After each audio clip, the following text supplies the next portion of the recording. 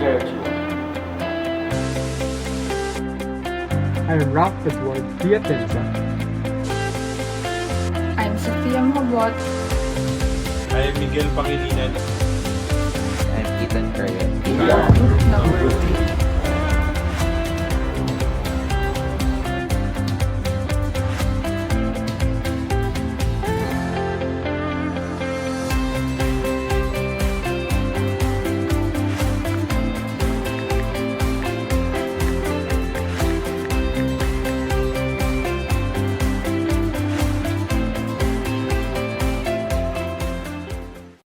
Good evening classmates and good evening to our professor.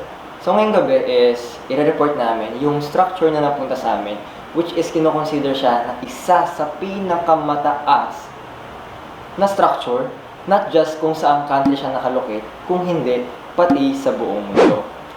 And ngayon sa reporting din namin is we are also going to tackle yung mga history. Kung bakit ito nabuo, why is it a prominent structure in the field of engineering? Paano na-design yung structure? What are the inspirations for the structure? As well as kung paano na-construct yung mismong structure. At syempre, marami pang iba. So ang structure na napunta sa amin ay the Empire State Building. Pero, asan nga ba ang Empire State Building? Kung iti-trace natin kung nasaan ang Empire State Building, basically, it is in the east coast side of the United States. Sa state of New York at New York City in the island of Manhattan.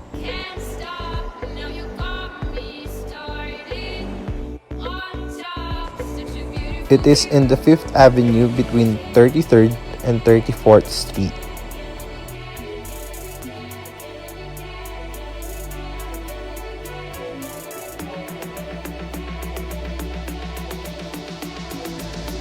Ngayon, pag-usapan naman natin yung history ng Empire State Building.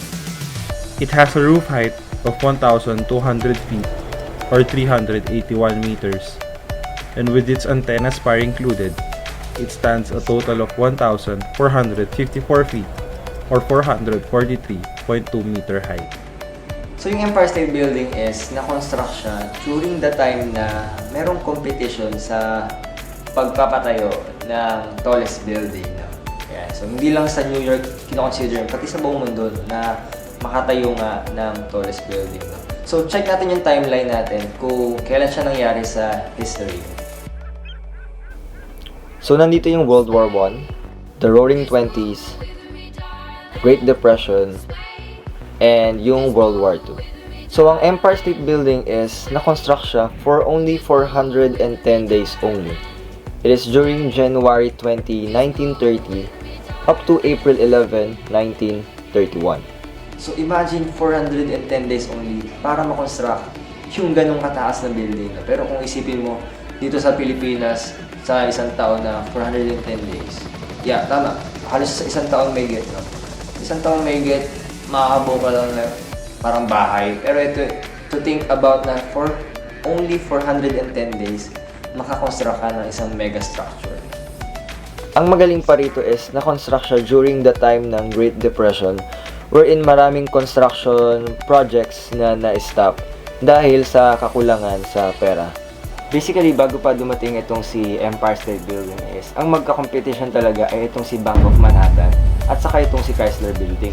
And then merong isang negosyante na ang pangalan niya ay si John J. Roscoe. So isa siyang financial executive and businessman sa DuPont and General Motors. So based sa mga stories daw before and sa history nga na parang one day daw kasama nitong si businessman John J. Roscoe, itong si architect na ang pangalan naman ay si William F. Lamb. So, and then nung magkasama nga sila, so syempre businessman nga itong si John J. Roscoe. So parang iniisip niya na paano niya kayang talunin or paano siya makikipag-compete doon sa dalawang building na nagko-compete nga, basically yung Bank of Manhattan at saka itong si Chrysler Building, no? So ang sabi daw ay parang kumuha daw ng pencil itong si John J. Roscoe, parang tinayo niya yung pencil, and then sa kanya tinanong itong si Architect William F. Lamb na how high can you make it so that it won't fall. And so basically, dun pa lang sa idea na yun is makikita natin nga na nandoon yung interest talaga nitong si John J. Roscoe na mapatayo talaga or makapagpatayo nitong Empire State Building. The Empire State Building symbolizes hope during the Great Depression in the United States.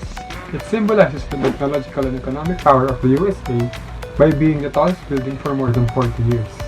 This project also created thousands of jobs and built both a functional and monumental building to boost morale and showcase America's economic power.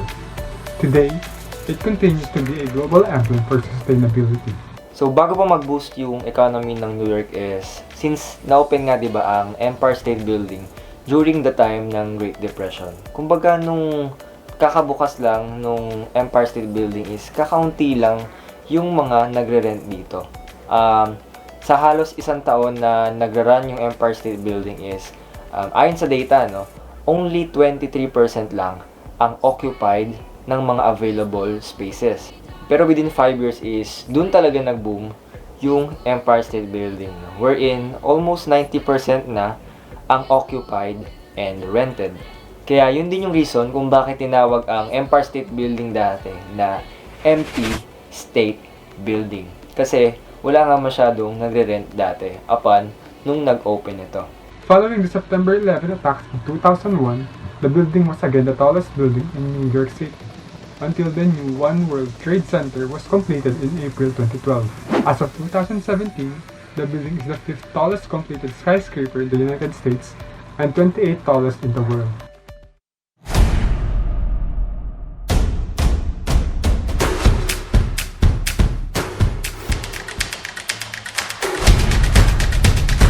The Empire State Building was built in record time during the Great Depression that took only 410 days to complete. Tapos yung Great Depression kasi is the worst economic downturn in history that started sa USA, then nag-spread siya worldwide. Tapos during that time, nag-crash yung stock market, maraming investors in mga ganun. Tapos, during the construction of Empire State, naging symbol siya ng hope for the Americans. So, using as many as 3,400 men each day, they assembled a skeleton at a record pace of 4.5 stories per week. Sobrang bilis niya na hindi pa nga na-finalize yung details for ground floor. Naka 30 stories na sila. So, ang nangyari sa construction ng Empire State Building is natapos siya ahead schedule and under budget din. So, ang problem lang sa construction ng building is 5 ang namatay. Kaso, yun yung nasa official list. Pero may mga rumors tsaka may mga news na nilabas dati na up to 42 men daw yung namatay. So, yung pagkamatay naman nila is hindi sabay-sabay, parang different incidents or accidents.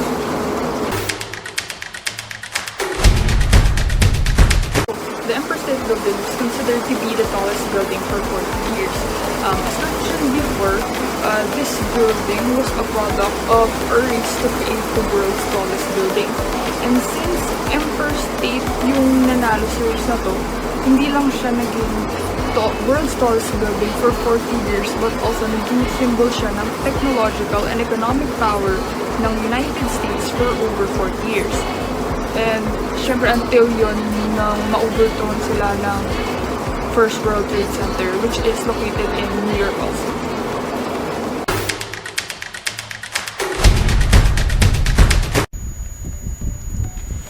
So it became an iconic symbol for New York City, and even having the New York City have a nickname called the Empire City. So, maraming major nicknames ang New York City. Ilan dito ay the Big Apple na ginamit noong 1970 sa isang advertisement campaign. Ginamit din dito yung The City That Never Sleeps. Yung Gotham na sumikat dahil kay Batman nung nilabas yung comics niya in 1940. Pero yung Gotham talaga ay unang ginamit ni Washington Irving sa kanyang satirical periodical Salmagundi 1807 na libro. So, the Empire City is derived from yung sinabi ni George Washington sa kanyang alleged quote na Surely, this is the seat of the empire.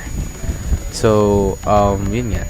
Yung dinidepict kasi ng Empire State Building is yung parang pagka-modern niya, yung pagka-elegance niya. So, the whole city itself, yun nga, is parang empire, parang siyang naka-up or like, paano ba? Is more of parang siyang angat sa iba.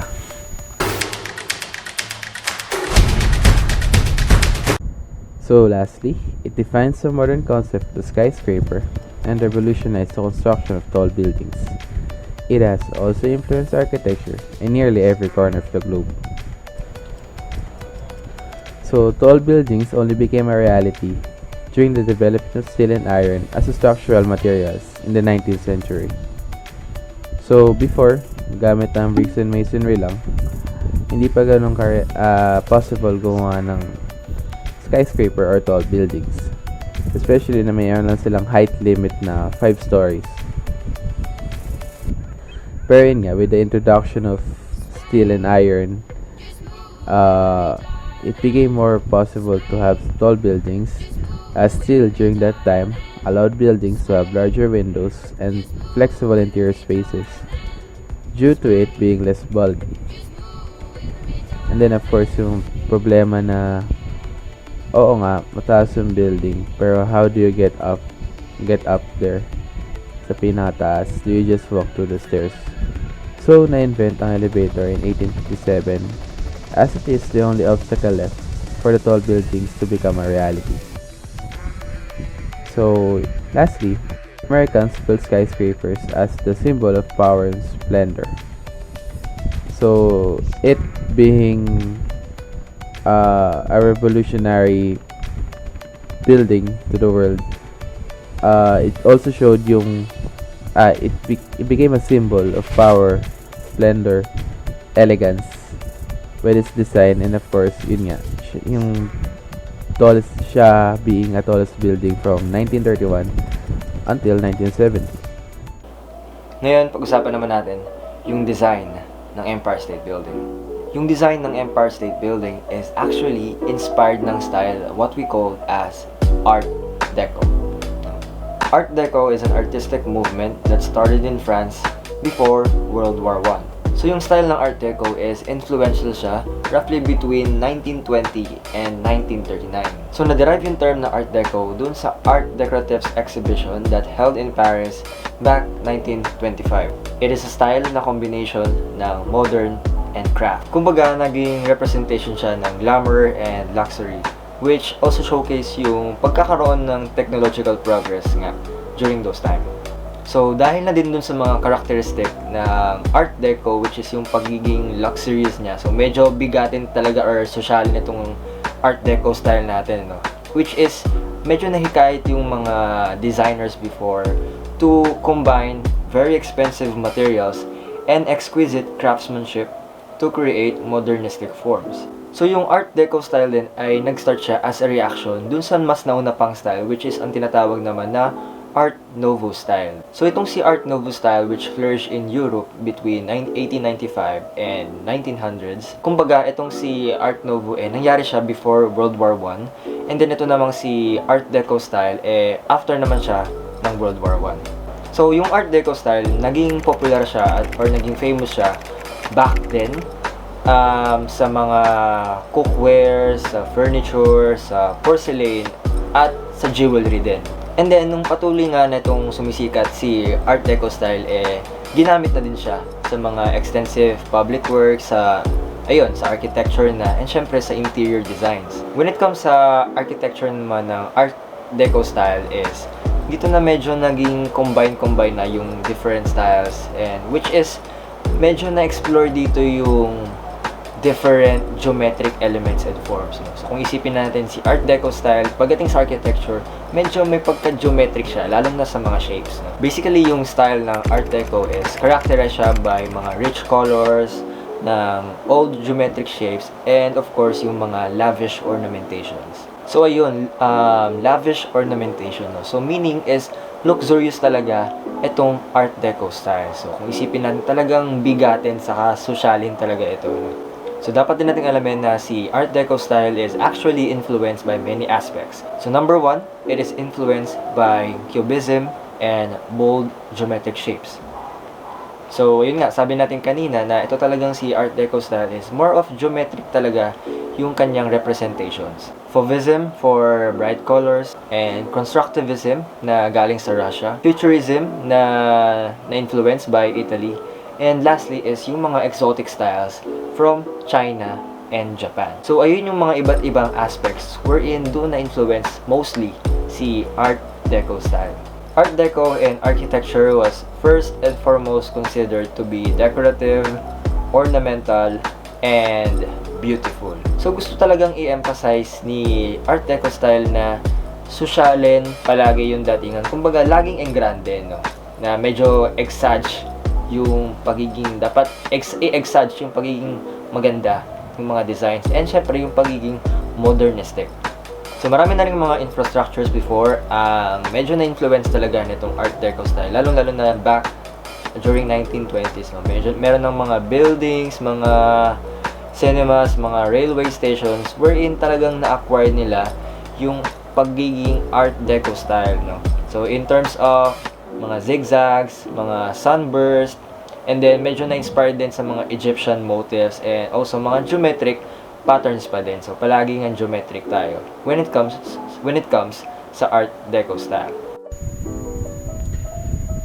The Empire State Building was designed by architect William Lamb of the firm Shrebb, Lamb and Harmon after Winston-Salem, North Carolina's Reynolds Building, which he had previously designed, and Cairo Tower in Cincinnati. The two earlier Art Deco buildings are now often cited as the Empire State's architectural ancestors. Architect William Lamb completed the design in less than 2 weeks. And just to add, Arthur Harmon, Shrebb, and William Lamb, they gained international fame for the tallest building in the world until the Great Depression hit.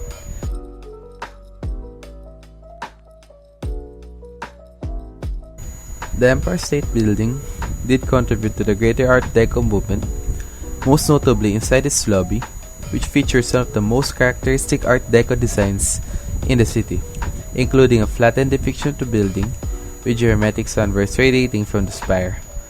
The building in this depiction is literally a beacon of modernity. So just to add, pagpasok man ng entrance nila, makikita mo yung mural sa taas, yung Starry Night Sky na stylized stars and planets with the use of gold and silver. Tapos dun sa may pinagitna, yun nga, makikita mo na yung mismong yung flattened depiction ng building na made out of gold, yung geometric sunburst niya. And now we will show you yung how it looks like right now after yung restoration niya.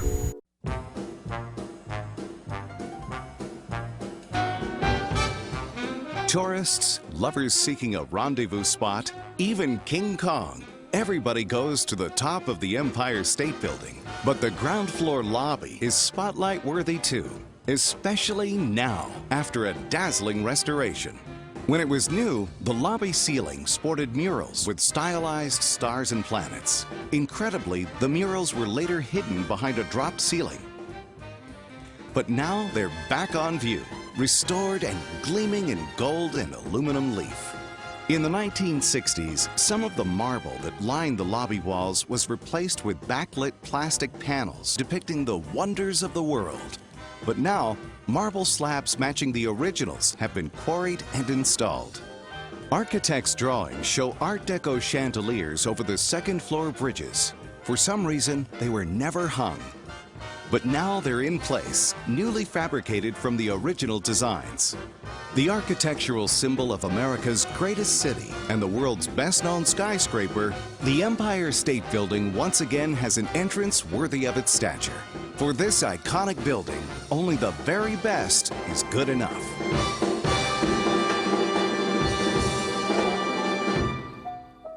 So isipin nyo guys, mas matagal pa yung restoration ng lobby that took 18 months, no?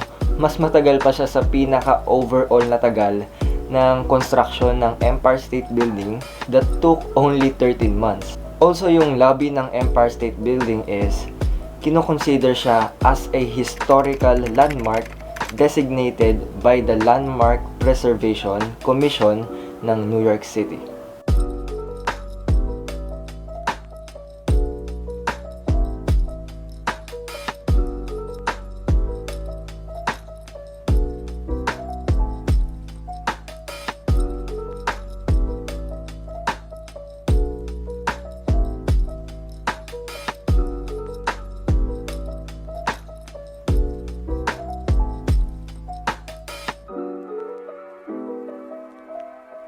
Sustainability exhibit.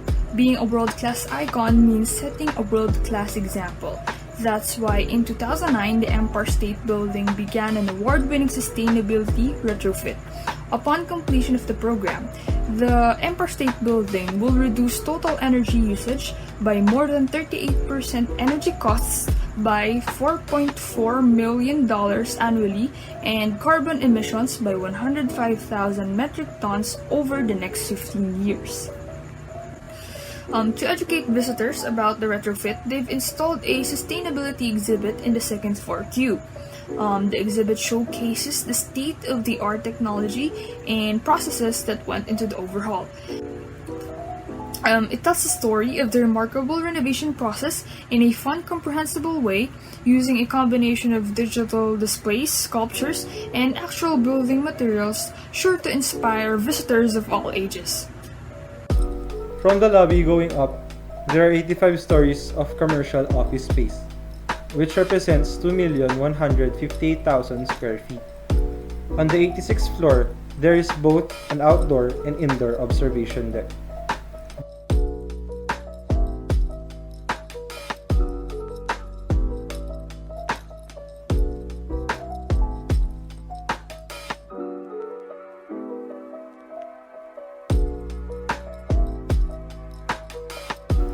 The 86th floor observation deck is one of the most popular observatories in the world.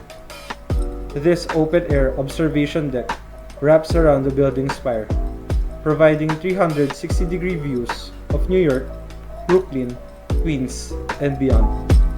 On the clearest days, this unforgettable view spans 6 states, offering a glimpse of New Jersey, Pennsylvania, Connecticut, Massachusetts, and Delaware.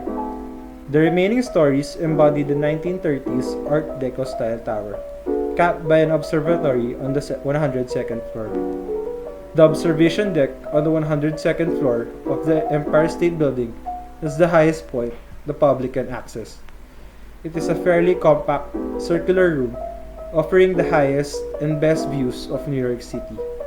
It is located on the top of the Empire State Building's Art Deco spire, and was originally intended to be used as a docking point for giant airships.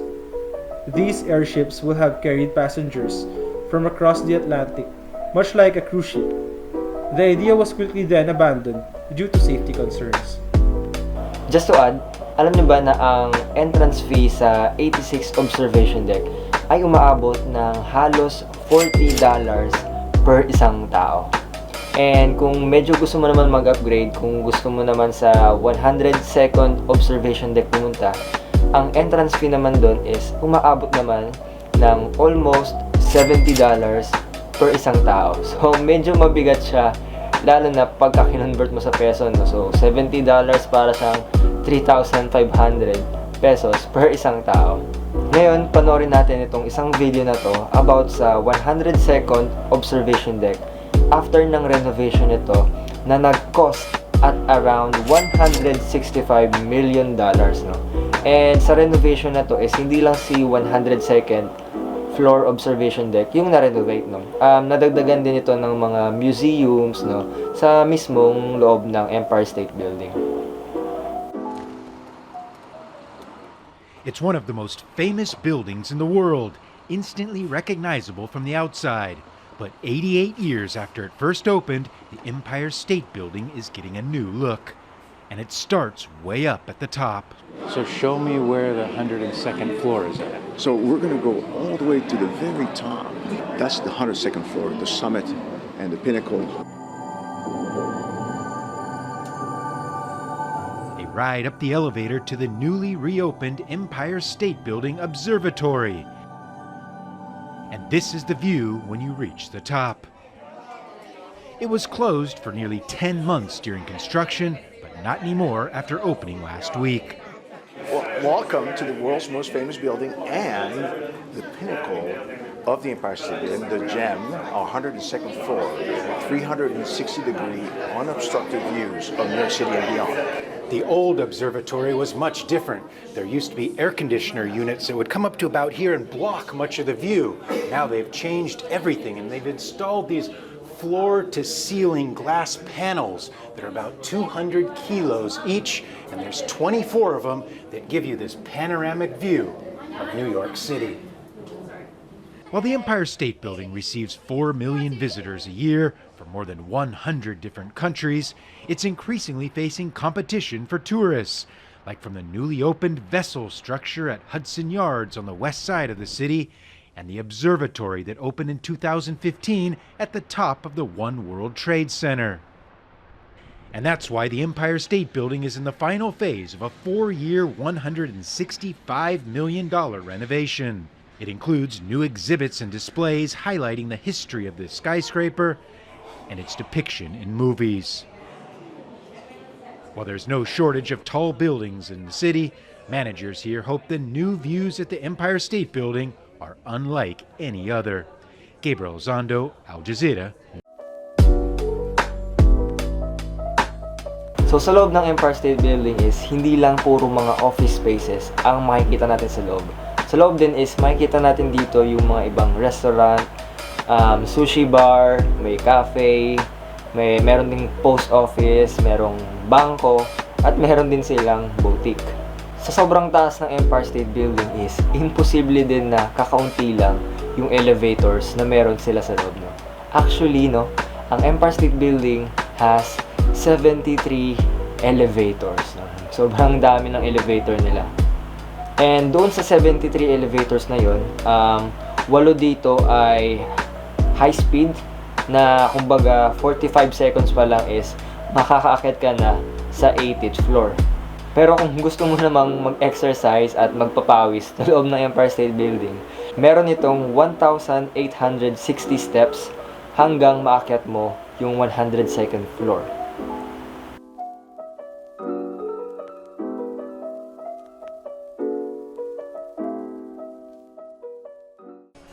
Over 100 men and women from around the world gathered at New York's tallest and most famous skyscraper, the Empire State Building, for the annual race up the 86 flights of stairs.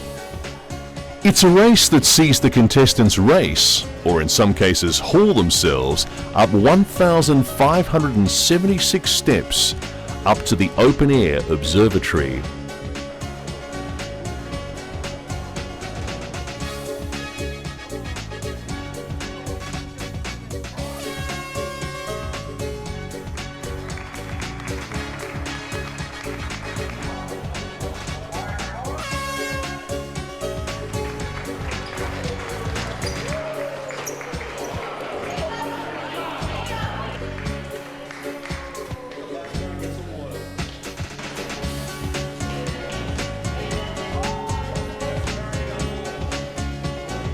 Despite the athletic prowess of the winners, it was the slowest runner who stole the race.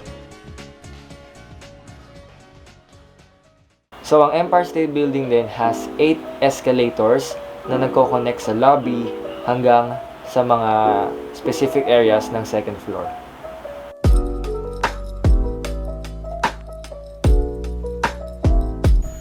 The exterior is covered in limestone and granite, accented with aluminum for extra luster.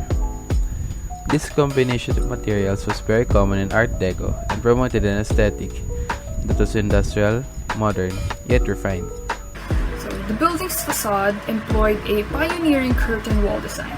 So they were the first ones, or one of the first ones, to use this curtain wall design. So the curtain wall design allowed the walls for the tower to be set at a rate of 1 story per day. And a total of 14 floors were completed within a 10-day period. A curtain wall is defined as a thin, usually aluminum framed wall containing infills of glass, metal panels, or thin stone. The framing is attached to the building structure and does not carry the floor or roof loads of the building. So these are the pictures of the curtain wall of the Empire State Building.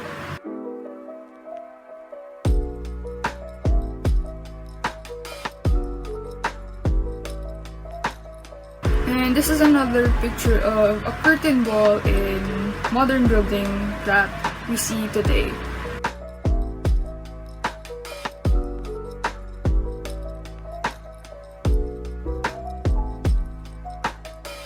The portion of the tower between the 86th and the 102nd floors was originally intended to be a mooring mast for dirigibles, airships, but only a few airships actually docked because the winds near the top made landings dangerous.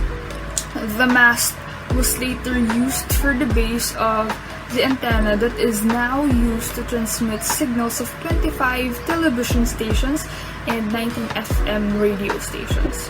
So this picture shows a mooring mast and an airship docked on it, but now they converted it into a base of an antenna that is used for TV and FM radio stations.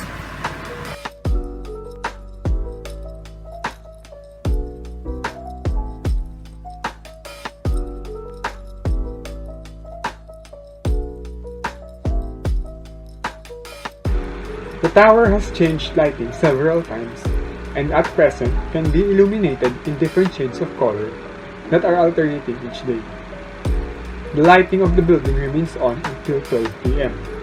In any case, during bird emigration season, all the lights are off as to not confuse the animals that would crash against its surface.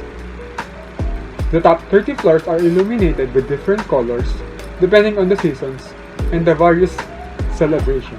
4, 3, 2, 1. What's happening?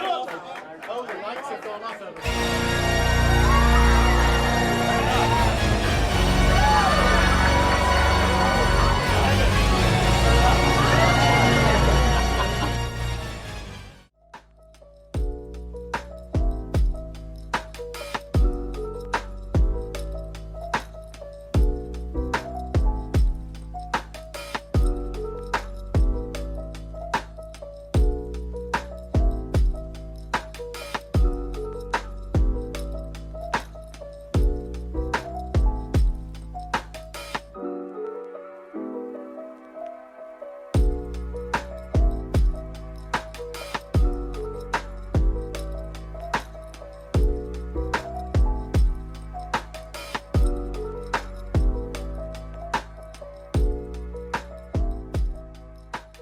The Empire State Building lit up like an ambulance with revolving red and white lights resembling a siren. New York City officials say they wanted to honor the first responders and healthcare workers on the front lines of the coronavirus outbreak.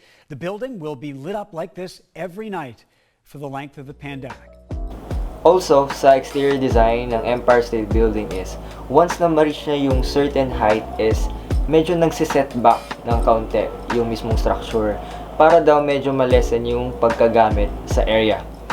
And nung na-reach ng Empire State Building yung 30 floors is, wala na siyang height restriction as long as yung each floor daw ay hindi mag-exceed ng more than 25% of the area ng mismong site.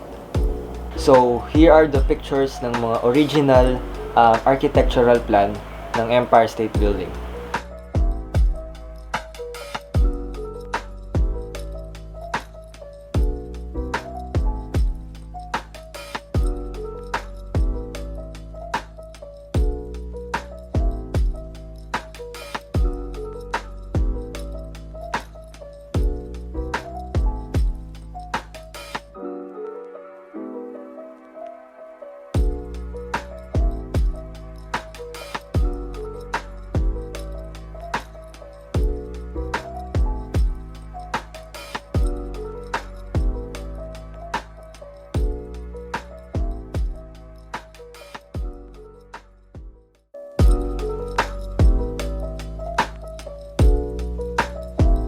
Art Deco is tawag din sa kanya is moderne.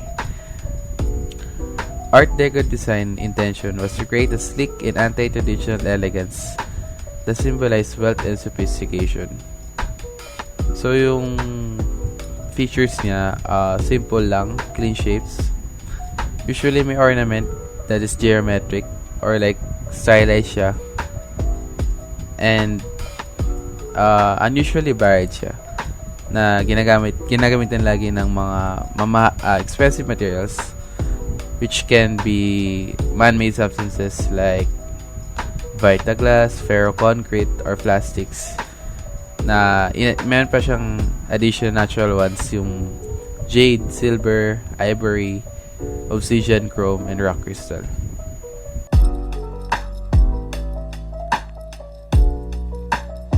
For the structural construction, construction began on March 17, 1930 under the management of contractors Barrett Brothers and Econ Incorporated. It was completed just 1 year and 45 days later, a full month ahead of schedule. So what were the reasons or what were the techniques they used in order to achieve this schedule? First, foundations were being constructed on one portion of the site. Excavation was still proceeding on the other part. Next, work began on the lower floors before the specifications for the upper floors have been completed. The building's framework rose at an astonishing rate of 4.5 stories per week. Next, portions of the building were already prefabricated off-site, and then they assembled it on-site in order to achieve a remarkable construction schedule. Next, miniature railroad or side tracks were installed to quickly transport materials. Tapos in those tracks, they put carts which could carry 8 times the quantity of a wheelbarrow. They did this to reduce time and also to reduce human effort. A total of 700 million pounds or 317,000 tons of materials went into the construction of the Empire State Building.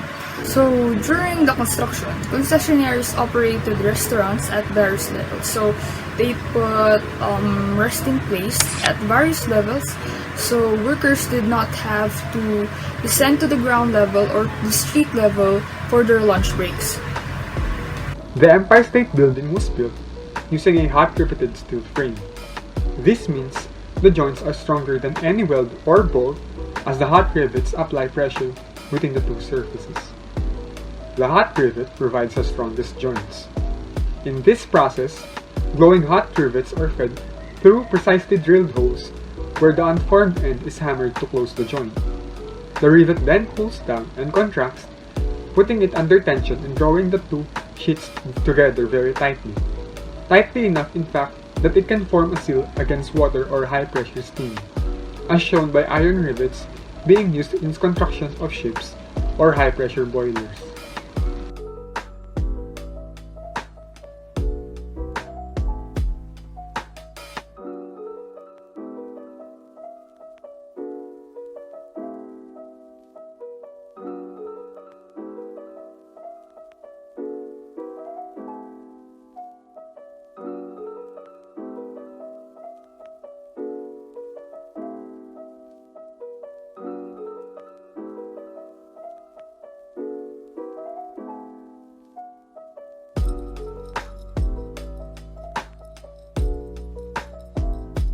A detailed chart outlining the entire construction schedule was developed to coordinate the time frame for each of the activities. It was one of the first construction projects to use Gantt charts for planning. A Gantt chart is a graphical depiction of a project schedule. It's a type of bar chart that shows the start and finish dates of several elements of a project that includes resources, milestones, tasks, and dependencies. Henry Gantt, an American mechanical engineer, designed the Gantt chart. The record-setting time of the construction of the Empire State Building came at the expense of the laborers' welfare. Due to the Great Depression, laborers at the time of the construction were in dire need of a source of income, which is why, even though the working conditions were poor in the construction site, laborers continued to work because of the high wages. There were 5 deaths reported during the construction of the Empire State Building, compared to its rival, the Chrysler Building, which recorded only one death. During the construction of the Empire State Building, its peak workforce amounted to 3,400 workers, including 328 arch laborers, 290 bricklayers, 384 brick laborers, 225 carpenters, 107 derrick operators, 105 electricians, 249 elevator installers, 194 heating and ventilation installers, 192 plumbers, 285 steel workers, a number of other specialists, plus clerks, foremen, inspectors, and water boys.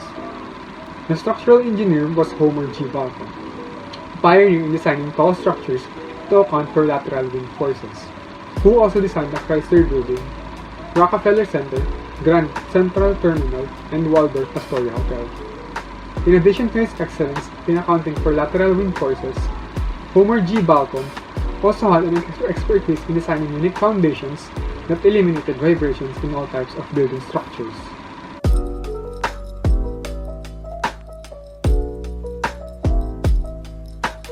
So yung mga problem na encounter nila, yung materials. Kasi based sa history, nung kinuha daw ng construction company yung job na patayuin yung Empire State Building, which is yun nga, the Starrett Brothers and the Eakin Inc. Wala daw silang sufficient equipment para mapatayo yung target nila na building. So doon na pumasok yung mga investors to supply the construction. Isa na doon si Coleman, Pierre S. DuPont, Louis G. Kaufman, and Alice P. Earl.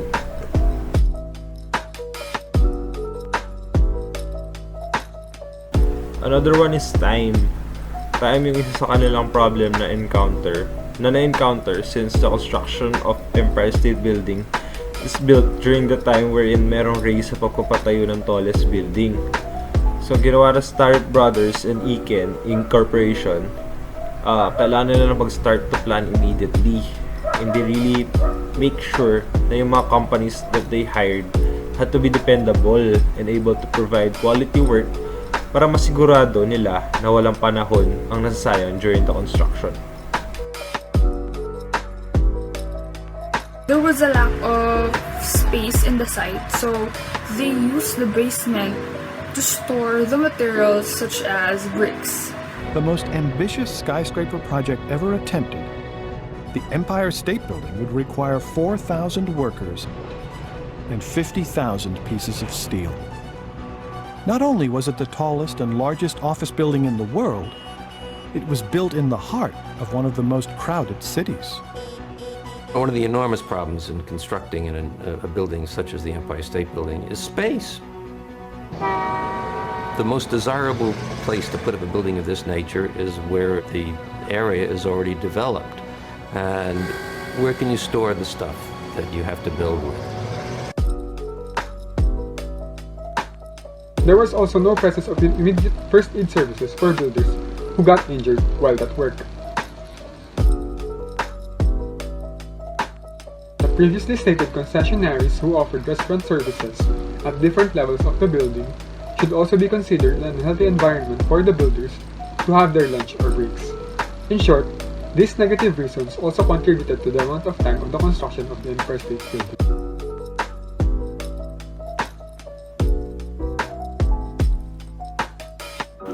Sa taas ba naman ng Empire State Building is imposible din na hindi ito tamaan ng kidlat, no? So alam nyo ba that the Empire State Building is struck by lightning at an average of 23 times a year. Pero syempre, delikado din naman nga kung tamaan ng kidlat itong si Empire State Building, no? Syempre, kahit ano naman siguro tamaan ng kidlat, mapapahamak, diba? Ayan. Pero sa taas ng Empire State Building is meron itong mga lightning rods para if ever man na tamaan siya ng kidlat, safe na ma-discharge yung electricity up to the ground. Pangalawa, alam niyo ba na under the right atmospheric condition is kahit sinong couple daw yung mag-kiss sa pinakataas ng Empire State Building is makaka-experience daw ito ng kaunting electric shock, ano?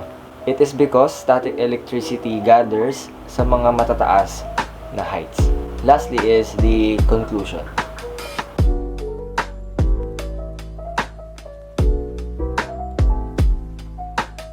So again, we have mentioned kanina nga na ang Empire State Building is an iconic structure, not just sa state ng New York, pati kinoconsider din siya as an iconic structure pati sa buong mundo. Since itong Empire State Building nga na ito ang nag-revolutionize sa pagpapatayo ng mga tallest buildings such as skyscrapers. With regards again naman sa design ng Empire State Building is, ang design again ng Empire State Building is greatly influenced by the Art Deco style. Kaya kahit sa interior and exterior design ng Empire State Building is very visible talaga yung Art Deco, no? Lalo-lalo na pag makikita nyo yung design niya na marami siyang mga radiating sun or also known as yung mga sunburst, no? For the construction part naman, again, the Empire State Building was made as swift as possible, no? So meaning talagang minadali itong pagbuo sa Empire State Building, no? Since we have mentioned nga na the Empire State Building was built during the time ng merong race sa pagpapatayo ng tallest building. Kaya nga yung pinaka-construction ng Empire State Building, di ba? It took a year and 45 days, which is 1 month ahead pa nga siya sa pinaka-target nitong schedule. And so, isa na rin sa nagpabilis nga sa construction ng Empire State Building is yung pagkakaroon na ng mga prefabricated ng mga materials or portions ng building. Kumbaga, para pag dinala na lang ito sa mismong site sa Empire State Building is kabit-kabit na lang. No? Kumbaga, medyo nalilesen na rin yung time sa mismong construction ng Empire State Building. Pero yung pinaka-typical idea na kapag sobrang bilis na natapos yung isang construction is baka mag-suffer ito sa quality kasi baka minadali. Pero iba itong Empire State Building. No? Although 1 year and 45 days lang ito natapos, is talagang nandoon yung quality ng pagkakakonstruct sa mismong building. So yung pagiging matibay nga ng Empire State Building is the result ng paggamit nila ng hot riveted steel frame, which is ito yung kinoconsider na isa sa pinaka-strongest joints available during the market back then. So that wraps up our entire video report, and sana na-enjoy ninyo kahit papaano, and sana marami kayong natutunan sa video to. So again, maraming salamat and good evening sa inyo lahat, guys. Peace.